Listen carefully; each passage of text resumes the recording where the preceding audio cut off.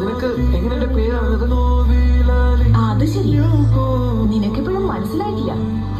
എന്നാലും നീ ഒന്ന് ഊഹിച്ചു നോക്ക് ഞാൻ ആരാണെന്ന്. നരുട്ടോ, എന്താ നിനക്ക് പിടികിട്ടിയോ? മനസ്സിലായി, നീ നൈറ്റേഴ്സിന്റെ യഥാർത്ഥ രൂപമല്ലേ? ആ മിനാട്ടോ എന്നെ കുറിച്ചൊന്നും പറഞ്ഞിരുന്നില്ലേ? വല്ലാത്ത കഷ്ടം തന്നെ.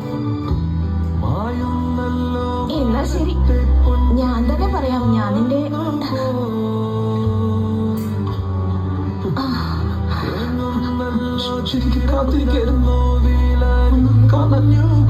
നീ ഇത്ര നേരം എന്താ പറഞ്ഞേ?